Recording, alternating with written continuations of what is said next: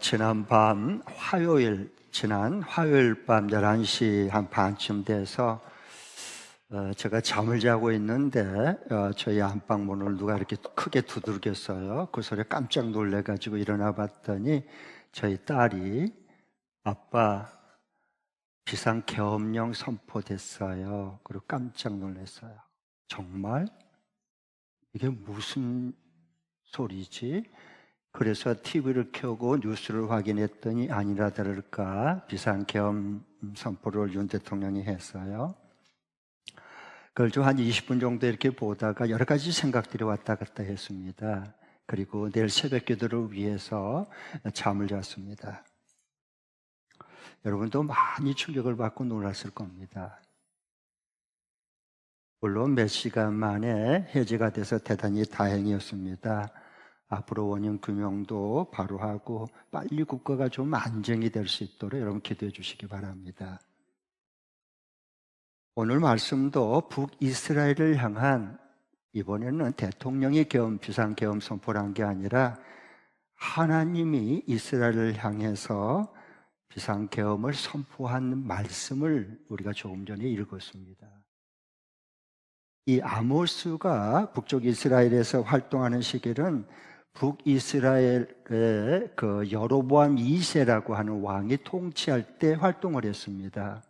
그런데 이때가 북이스라엘의 겉으로 보기엔 굉장히 번영하고 국력도 튼튼한 그런 잘 나갈 때였습니다. 그래서 정치적으로도 안정된 것 같았고 경제적으로도 엄청난 그런 잘 살게 됐고 군사적으로도 굉장히 평화를 누리는 그런 겉으로 보기에는 그랬습니다. 그런데 하나님이 그 속을 보시면서 이야기를 합니다. 거의 다 부패하고 썩어서 이제는 무너질 수밖에 없었다고, 이렇게 하나님께서 오늘 아모시아 선지자를 통해서 이렇게 경고의 말씀을 해준 내용 중에 우리가 몇 절만 같이 우리가 보았습니다. 이들은 이미 하나님을 섬겼지만 마음은 하나님께 이미 떠났고 금송아지 황금에 눈이 이미 어두웠고, 그리고 이방 신정 우상 숭배에 이미 물들어 있는, 감염되어 있는 그런 상태였습니다. 고인물이 썩듯이 언제나 개인이든 가정이든 교회든 나라든 고인물은 언제나 썩게 되어 있습니다.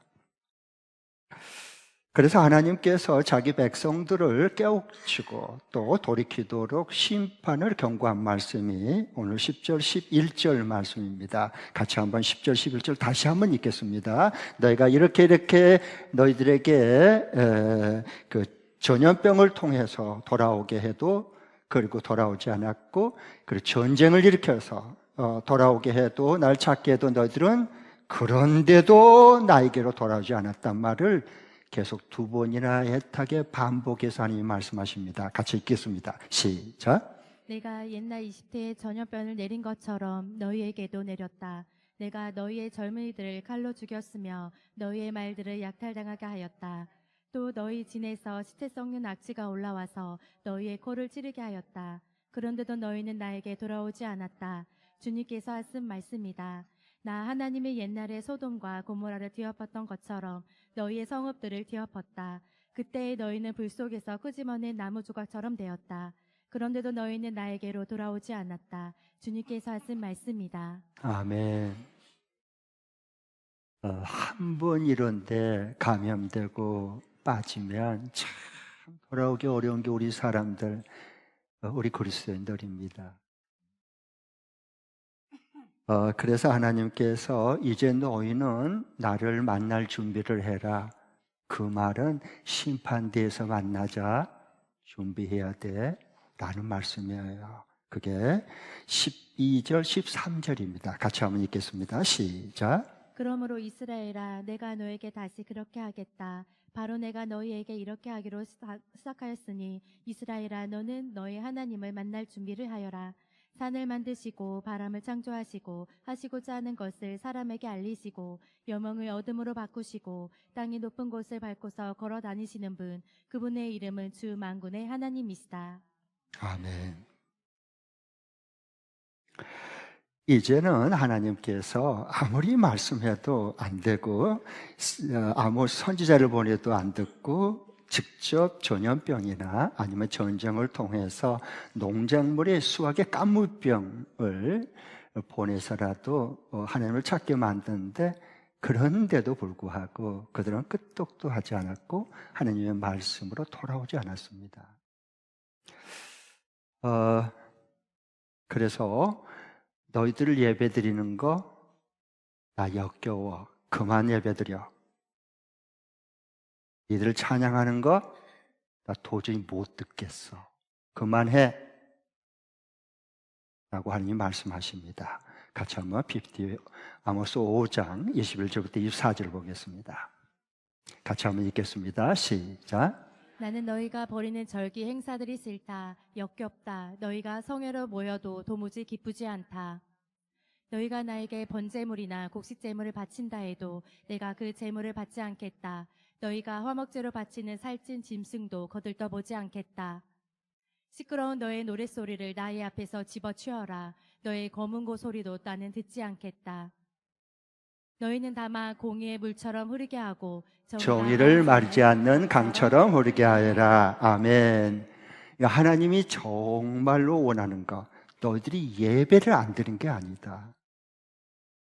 너희들이 찬양을 뜨겁게 안 하는 거 아니야. 그러나 나는 토할 것 같아. 너희들이 그렇게 예배와 찬양을 하면 할수록 내가 곧 토하려고 그래. 그만해. 정말 내가 나한테 돌아오는 게 뭐냐? 이 사회에 정의를 강물처럼 흐르게 해라. 내가 원하는 건 바로 이거다 라고 하나님 말씀하십니다. 정의를, 공의를 강물처럼 흐르게 해라. 하나님이 기뻐하는 예배입니다. 정말 이 시대에 꼭 살아있는 우리에게 필요한 말씀입니다.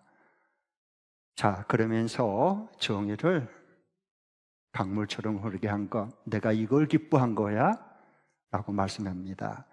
예배는 드리되 불의를 행하고 찬양은 하는데 일터에서 안 믿는 사람하고 똑같이 죄를 범하고 똑같이 행동을 하는 거예요. 아니, 그걸 보신 겁니다. 자, 그래서 정의롭게 강물처럼 정의가 이 시대에 흘러가게 해라. 내가 이걸 정말 기뻐하는 예배고 내가 정말 바라는 거다. 하나님 그렇게 말씀했어요. 우리가 잘 아는 그 하버드 대학의 교수인 마이클 샌델이 있습니다. 그가 3, 4년 전에 정의란 무엇인가 하는 그 두꺼운 책을 내서 세계적으로 베스트셀러가 됐습니다. 아마 여기 읽어보신 분이 있을 겁니다. 과연 정의가 뭘까 하는 걸 구체적으로 하버드 대학생들에게 사례와 질문을 던져가면서 그 부분을 어떻게 하면 본질을 좀 회복하고 찾을 것인가, 아마 그런 부분에서 탁월한 교수입니다. 그러면서 이 마이클 샌델 교수님이 거기에 보면 처음에 책 처음 부분에 사례를 좀 넣는데 그 열차, 그 제동장치가 고장난 열차가 달리는 그 사례부터 처음 시작합니다. 그러면서 이렇게 이제 학생들에게 질문을 던져보는 거예요. 여러분도 한번 둘 중에 하나를 손을 들어보십시오. 왜냐하면 요즘에 정의 부르짖는데 그 정의 아니거든요.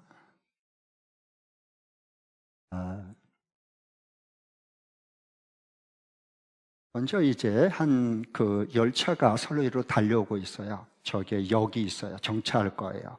그런데 기관사가 보니까 제동장치가 브레이크가 고장나버려 파열된 거예요. 그러니까 막 달려오는 거예요. 그래서 저 앞에 보니까 역에서 이 열차가 정차할 것이라고 철떡같이 믿고 있는 선로 위에 6명이 그 위에서 공사를 하고 있어요. 보수 공사를 하고 있는 거예요. 그런데 브레이크가 고장나서 막 달리고 있는 거예요. 내 초를 다투는 거예요. 이랬을 때 그냥 직진하면 6명이 깔려 죽어요. 그런데 오랫동안 선로를 사용하지 않았던, 20년 동안 사용하지 않았던 그 선로 우회를 하면, 기관사가 운전을 확 돌려서 우회를 하면 거기는 민간인 한 분이 편안하게 선로 위로 한 명이 걸어오고 있어요. 그럼 만일의 경우에 여러분이 이 기관사라면 그냥 직진하겠습니까? 그럼 6명이 죽어요? 아니면 운전대를 꺾어서 한 명 민간인을 향해서 가는 곳으로 가서 한 명이 죽게 하겠습니까? 1번은 6명 직진하는 거예요. 희생시키는. 2번은 우에 나는 하겠다. 내가 만약 경우에 기관사라면. 그래서 한 명 희생시키고 6명 살리겠다. 둘 중에 하나는 손 들어보는 거예요. 자, 1번. 둘 중에 하나는 꼭 들어야 돼요. 중간은 없어요. 그거 정의 아니에요. 자, 직진하겠다. 오케이. 나는 우회하게 하겠다. 6명 살리고 1명 희생시키더라도. 2번. 그럼 안 든 분은 뭐예요? 눈치로 살면 안 돼요. 이 고민입니다. 그럼 왜 직진해서 6명을 희생시켜야 되느냐? 아니면 왜 우회를 해서 1명을 희생시키다가 6명을 살려야 되느냐? 이게 이제 정의와 관계된 거거든요. 그러면은 대부분 우회하겠다는 사람은 그래도 6명이 참사를 당한 것보다는 1명이 희생을 당하는, 더 적게 희생을 당하잖아요. 오케이. 그 다음에 직진을 해야 된다라고 주장하는 사람은 그게 정의로운 거다. 왜? 그럼 못 봤으니까 자기들이 물론 기관 파일을 놨지만은 생뚱맞게 전혀 생각지 않는 평안하게 온 민간인한테 우회해가지고 그 사람을 왜 죽여야 되는 거예요? 그건 안 된다. 그건 정의가 아니다. 라고 주장할 수 있어요. 그러면 그 다음에 사례를 한번 들어볼게요. 그럼 좀 더 깊이 생각할 수 있을 거예요. 그러면 이번에는 기관사가 아니라 열차가 지금 고장나서 막 이렇게 달려오는데 그 다리, 높은 다리 위에서 그 영무, 안전을 담당한 영무원이 그 다리 높은 곳에서 저 밑으로 열차가 막 달려와요. 그런데 열차가 쓰겠지 그러는데 갑자기 자기한테 기관사에서 연락이 왔어요. 무선으로. 지금 브레이크가 파열돼서 제동이 안 된다. 빨리 지금 6명이 저 앞에 지금 모르고 지금 작업하고 있는데 이대로 가면 바로 다 직사다. 그러니까 그 옆에 좀 봐서 물건이나 뭐가 있으면 빨리 선로로 내려서 이게 기지가고 조금이라도 좀 제동장치해서 6명을 살릴 수 있게 좀 해달라. 그래요. 그래서 이제 그 몇 초 안에 결정을 해야 되잖아요. 긴급한 상황이기 때문에. 그래서 이 영무원이 봐도 뭐 물건을 떨어뜨릴 게 없어요. 그래서 이 정차시킬 수 있는 것이 아무것도 없어요. 그런데 딱 옆에 보니까 사람 한 명이 있어요. 그러면 이 사람 한 명을 밀어뜨려서 그 한 명을 깔려 죽게 한다 해서 이게 열차를 멈추게 하고 6명을 살릴 것인지,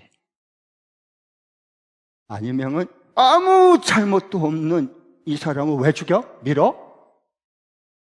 그런 죽으면 안 되지, 그건. 그러니까 이 사람보다는 그냥 직진을 해서 6명을 희생하는 게 낫다. 여러분, 1번이요, 2번이에요. 정의라 하는 것을 좀 우리 그리스도인들은 정확하게 이해를 해야 돼요. 그래야 고지정에 휘둘리지 않는 겁니다. 우리는 정의가 부족해서 주장을 외침을 안 해서 이 사회가 힘들고 우리가 고통스러운 게 아니라 사랑이 부족해서 고통스러운 겁니다.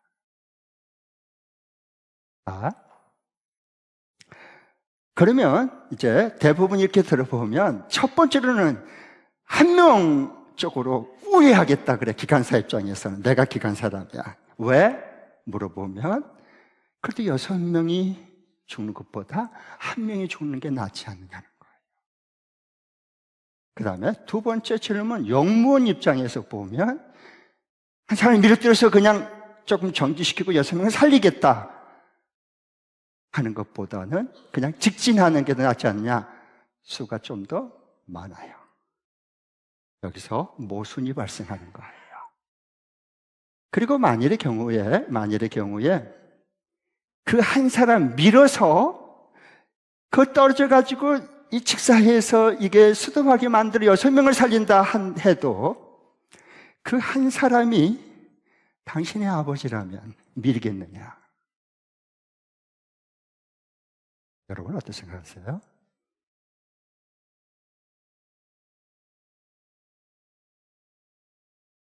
정의를 함부로 주장하면 안 된다는 얘기예요.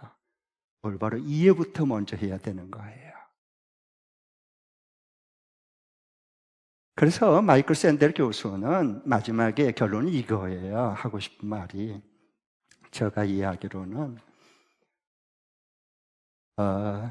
이런 공리주의, 최대 다수의 최대 행복 추구하는 거, 공리주의다랬죠. 그러면서 반면에 개인의 자유주의, 개인의 자유와 능력을 최대한 피해를 주지 않고 보장하는 것, 이 충돌과 갈등이거든요. 결국 이것을 진보다 그러고 이것을 보수다 그런 거예요. 결국 이 충돌이 우리나라도 지금요, 세계가 마찬가지예요. 미국과 중국의 G2, 이것도 똑같은 거고요. 자, 그래서 이것을 최대 다수의 최대 행복과 개인의 자유와 이 능력을 최대 보장받는 이것을 도덕적인 그런 합의가 이루어진다는, 협의를 해야 된다는 겁니다. 그 협의를 만드는 게 이 시대의 정의다.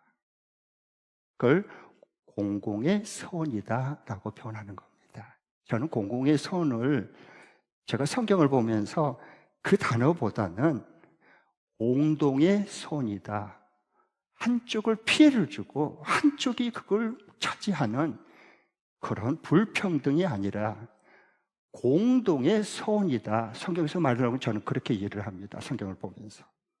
그러면 그건 이제 마이클 샌델 교수의 이제 사례고요. 성경으로 돌아와서 지금 여기에 정의를 강물처럼 흘려야 된다. 하나님이 원하는 것은 바로 이거야. 정의와 공의를 강물처럼, 하수처럼 흘릴 수 있게 해라 라고 말씀하셨는데, 과연 그러면 하나님이 말씀하신 하나님 나라의 그 정의라는 게 어떻게 우리가 이해를 해야 되고, 어떻게 이 시대의 정의를 강물처럼 흐르게 하는 자로 살아갈 수 있을까를 말씀드리겠습니다. 저는 그 부분에 굉장히 고민도 많이 했고, 책도 연구도 했고, 그리고 저 나름대로 그걸 바로 진리를 이해하려고 몸부림쳤던 그런 시기가 있었습니다. 제가 얻은 답은 마태복음 20장 포도원 품꾼에서 비유해서 저는 그 해답을 얻었습니다. 여러분, 이제 포도원, 그 마태복음 20장에 포도원 품꾼이 나오는데, 그 포도원 주인이 있었어요. 한 주인이 있었는데, 이제 포도 딸 때가 되니까 이게 한꺼번에 다 따야 되잖아요. 일손이 많이, 일일 노동자의 그 노동력이 굉장히 필요한 거예요. 그래서 인력 시장에 가가지고, 딱 아침 6시에 가니까 거기에 일찍 온 사람들, 건강한 사람, 힘 쓸 수 있는 사람들이 딱 대기하고 있어요. 그럼 누굴 뽑아가겠어요? 힘 없고 약한 사람은 안 뽑아가죠. 일 잘해낼 사람, 똑같이 일당을 주는데, 그래서 이제 그곳에 갔더니 6시에 있는 사람들을 다 우리 포도원에 오늘 와서 하루 일해라. 그러면 하루 품삯 한 데나리온씩 내가 다 주겠다. 그렇게 서로 계약을 했어요. 약속을 한 거죠. 아침에 일찍 와가지고 6시에 열심히 일을 했어요. 그리고 또 오전에 9시와 낮 12시, 오후 3시도 가보니까 인력시장에 아직 자기를 데리고 가지 않는, 쏘겠다고 데려간 사람이 없는, 놀고 있는 사람들이 있어요. 기다린 사람들. 야, 그래서 이제 너희들도 우리 포도원에 와서 일해. 내가 상당히 그 값을 주겠다. 그렇게 해서 이제 계약을 하고 일을 하고 있어요. 근데 6시면 이제 해 넘어가면 일 마치거든요. 근데 오후 5시 1시간 남겨놓고 가서 그 인력시장에 가봤더니 아직도 놀고 있는 사람들이 있는 거예요. 야, 너희들 왜 노냐, 여기서. 놀고 있어. 그러니까 우리가 노는 게 아니라 주인님, 나를 써준 사람이 없습니다. 그러냐? 그러면 너희들 또 우리 포도원에 와서 일을 해라. 거기에 상당한 내가 품삯을 주겠다. 그랬어요. 얼마나 신났겠어요. 그리고 이제 1시간 일하고 난 다음에 오후 6시가 됐어요.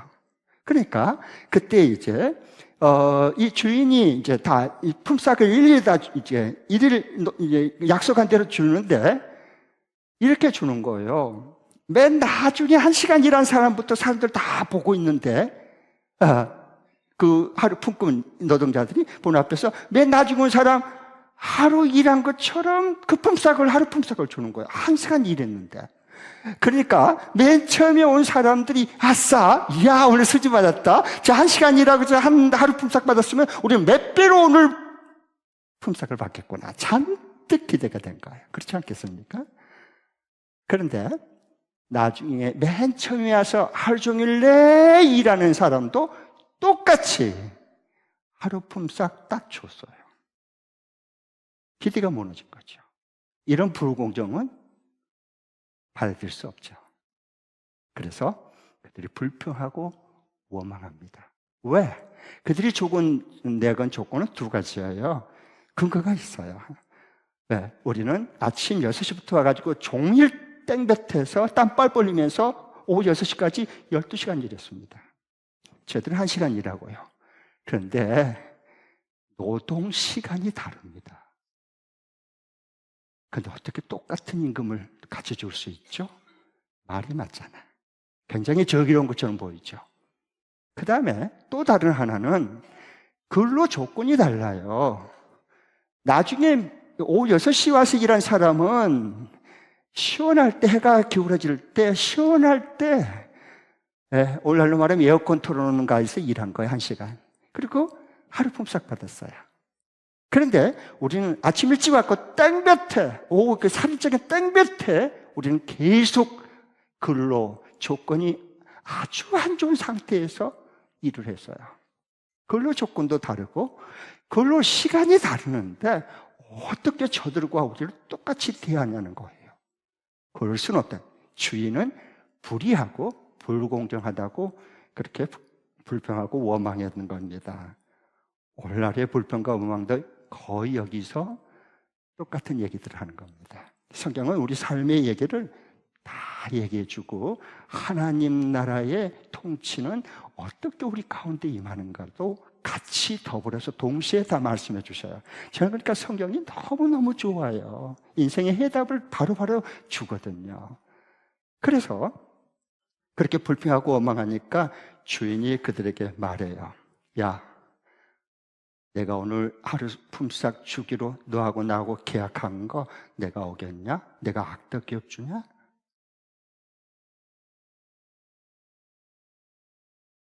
계약한 대로 오늘 하루 품삯 준 거 그냥 가지고 가. 그리고 맨 나중에 와서 이렇게 하루 품삯을 준 것은 품삯으로 노동 대가를 준 게 아니고 그 가족들 굶어 죽어. 하루 종일 내 가족과 그를 내가 사랑해서 굶주린 고통 속에 빠지지 않도록 내가 사랑과 자비를 베푼 거다. 내가 그에게 사랑과 자비를 베푼 것이 너에게는 내가 불의하냐? 자, 한번 보겠습니다. 마태복음 20장 13절부터 15절 PPT 띄워주시죠. 14절부터요. 같이 한번 읽겠습니다. 시작. 당신의 품삯이나 받아가지고 돌아가시오. 당신에게 주는 것과 똑같이 이 마지막 사람에게 주는 것이 내 뜻이오. 내 것을 가지고 내 뜻대로 할 수 없단 말이오. 내가 후하기 때문에 그것이 당신 눈에 거슬리오 하였다. 네, 지금 그 말씀 해주신 거예요. 정말 하나님 나라의 성경에서 말하는 정의란 무엇인지, 사랑이란 무엇인지예요. 제가 여기서 왜 하나님 나라, 제 인생의 정의가 무엇인가, 하나님 나라 다스리는 정의와 사랑이 어떻게 공존해서 하나가 돼서 하나님께서 다스리는 하나님 나라 살아갈 수 있는지 여기서 해답을 얻은 겁니다. 왜냐하면 우리는 정의를 주장하면 시소와, 마치 어렸을 때 우리 놀이터 시소 타죠. 내가 딱 올리면 상대방은 이렇게 올라가요. 그렇죠? 상대방에서 딱 구르면 내가 쭉 하고 위로 올라가요. 그렇죠? 시소죠, 그게. 마치 정의와 사랑은 시소와 같아요. 정의를 주장하면 사랑이 내게 없어져야 돼요. 미워해야 되는 거다, 상대방을. 사랑을 주장하면 정의가 무너지는 거예요. 이 세계의 역사를 연구해 보면 이 시소 게임입니다. 둘 다 진리가 아닙니다. 그러면 이걸 어떻게 사랑과 정의가 함께 더불어 공존하는 하나님 나라를 살아갈 수 있을까? 이 시대에, 이 땅에서. 를 말씀드리겠습니다. 그것은 예수님의 십자가를 보십시오. 모든 사람의 죄를 보면 죄의 싹은 사망이에요. 누군가가 죽어야 돼요. 그런데 우리는 나 외에 다른 사람을 희생양을 찾아서 뒤집어 씌워서 죽이는 겁니다. 그걸 정의다 그래요. 거짓이에요. 거짓입니다. 성경에 그런 정의는 없습니다. 그런데 예수님은 그 죄의 대가를 예수님, 죄 없으신 하나님의 아들이신 예수님이 우리의 세상죄를 뒤집어 쓰고 씌워서 십자가에서 천벌을 받고 저주를 받습니다. 정의가 이루어진 겁니다. 그런데 동시에 우리가 죽어야 돼요. 죄인이니까. 그런데 우리가 죄인 됐을 때 우리를 사랑해서 자신의 몸을 십자가에서 대성물로 내주신 분이 예수님이십니다. 죄인을 사랑하기 때문에, 죄인을 사랑하기 때문에 자신을 내어줍니다. 이 십자가에서만 제가 모든 역사를 보고 제가 알기로는 오직 예수 그리스도 십자가 그 자리 외에는 정의를 부르지면 사랑이 없어지고 사랑의 말을 주장하면 정의가 무너지는 이것밖에 시소밖에 안 됐지만 이 정의와 사랑이 만나서 함께 노래하는 것은 예수님의 십자가밖에 없었습니다. 우리는 그 예수님을 믿고 그 예수님의 가르침을 받고 우리는 그 예수님을 따라가는 사람들을 그리스도인이다, 예수님 닮은 제자다라고 성경은 증언해 주는 거예요. 그러니까 이 시대에 정의 부르짖고 뭐 사랑 없다 그러고 그런데 휘둘리지 마십시오. 그런데 감염되면 우리 인생이 하나님 나라로 작동이 안 됩니다. 컴퓨터가 이게 바이러스가 감염되면 먹통이 되듯이 말이에요.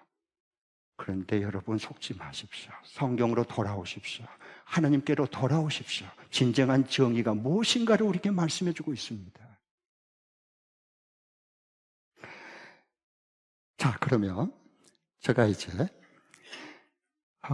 아까 포도원 비유에서 맨 처음에 와서 일한 분들이 이제 불평이 터졌어요. 주인은 정말 불공정하고 불의한 사람이라고 그랬어요. 네.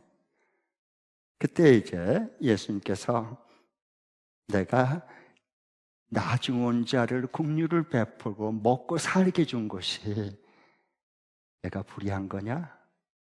고 물었죠. 그럼 한번 질문해 볼게요.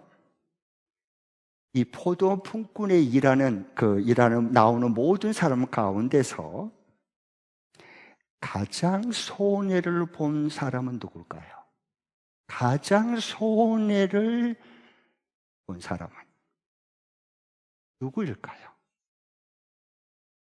본질을 관통하는 질문을 제가 드린 겁니다. 이 포도원 비유 중에서 가장 손해를 본 사람 누굴까요? 제일 먼저 온 사람? 주인이에요, 주인.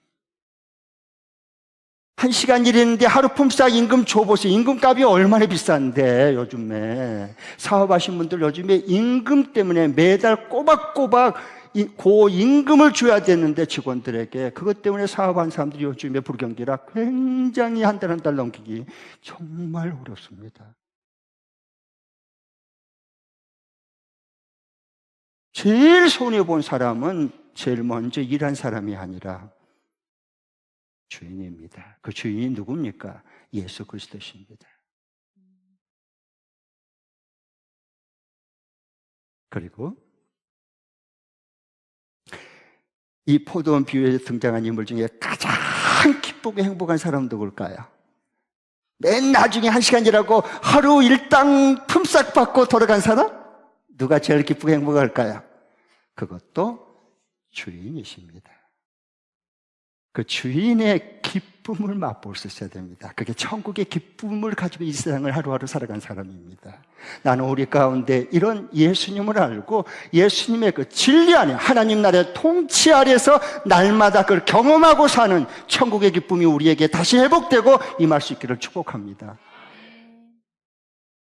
자, 그러면 이제 이번 주간에 이 하나님 말씀, 정의와 사랑이 같이 만나 놀이하는 이 천국의 기쁨을 경험하며 살려면 이번 주간 우리가 하루하루 어떻게 살면 될까요? 실천 적용할 말씀 드리겠습니다. PPT 띄워주시죠. 두 번 읽겠습니다. 두 번 시작. 먼저 하나님 나라와 그의 의를 구하고 하나님이 나에게 이것은 더 필요한 의인에게 흘러보내거라 라고 말씀하시면 그대로 순종하여 나눈다. 다시 한번 더.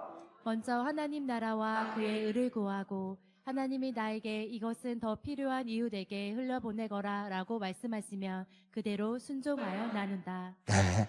먼저 하나님 나라와 그 의를 구해야 돼요. 마태복음 6장 33절 너희는 먼저 하나님 나라와 그 의를 구하라. 그럼 이 모든 걸 더해주리라. 지금 약속하셨죠. 그래서 이 하나님 나라와 그 의를 먼저 구하고 그 정의를 구해야 돼. 하나님의 정의를 구해야 됩니다. 우리 세상 사람들이 만든 내가 정한 정의, 그건 정의 아니에요. 우리를 속이는 정의예요. 하나님 나라 그 의를, 정의를 구하고 하나님이 나에게 이것이 너에게 줬는데 너보다 더 필요한 이웃에게 너 이거 흘러보내야 돼 라고 말한 것 같으면 그대로 한번 이번 주간에 순종하고 한번 흘러보내고 나눠보십시오. 그리고 집에 있는데 하나님께서 두 개가 있어. 아직 두 개가 있어요. 두 개를 받았는데 하나는 내가 꼭 필요한 것 같아요. 그런데 하나는 좀 여유가 있어요. 그러면 그 여유인 것 어디다 쌓아놓지 말고 두 개가 있다면 하나는 하나님이 나에게 쓰라고 준 거고 다른 하나는 나를 통해서 하나님 심부름하라고 흘러보내라고 또 필요한 사람을 찾아보시고 기도하시고 하나님이 떠오르게 하면 그거 잘 흘러보내 주십시오. 비록 작은 거지만 비록 내가 할 수 있는 것이기에 작은 사랑과 정의를 강물처럼 흘러보낼 수 있는 진정한 이 시대에 살아있는 그리스도인이 될 겁니다. 어제 우리 토요일 날 오후 1시에 우리 양주도 지금 연탄 땐 진짜 어려운 이웃들이 있어요. 가난하고 어려운 이웃들이 있죠. 그래서 우리 31명의 어린아들까지 포함해서 31명이 우리 연탄 봉사 나눔에 가서 그게 다 옮겨서 이렇게 따뜻한 겨울 보낼 수 있도록 섬기고 왔어요. 너무 감사해요. 이게 바로 추운 곳에 사람들이 춥지 않도록 성탄절을 앞두고 뭔가 좀 따뜻하게 해줄 수 있는, 그래서 아직도 이 세상에는 따뜻함이 살아있어 라고 느낄 수 있는 귀한 연탄 나눔 봉사를 해주고 돌아와서 너무너무 고마웠어요. 또 자랑스러웠어요. 바로 이거예요. 정의를, 사랑을 강물처럼 흘러보내는 사람들. 그게 이 시대에 하나님 기뻐하는, 하나님과 함께 동역하는 복된 자들입니다. 한 주간도 꼭 기도하시다가 먼저 너가 하나님 나라와 그 의를 먼저 구해야 돼. 그리고 너 이거 꼭 필요한 거 아니잖아. 더 필요한 사람 너 알잖아. 너 나를 대신해서 흘러보내. 너가 나눠야 돼. 라고 하신 것 같으면 그거 하나라도 한번 좀 이렇게 순종해보고 한번 나눠보십시오. 그리고 하나님의 나에게 어떤 기쁨과 행복과 하나님 나라가 임하게 하셨는지를 경험하십시오. 그리고 사람들에게 하나님 자랑하십시오. 이번 주 목자 모임에 달려가서 나눌 게 너무너무 많아질 겁니다. 한 주간도 이런 축복을 기대하면서 하나님의 은총과 이 진리의 말씀이 여러분의 삶 중에 구체적으로 임할 수 있기를 축복합니다. 다 함께 자리에 일어나셔서 같이 우리 하나님의 말씀을 듣고 받았으니까 헌신 결단의 기도 드리겠습니다.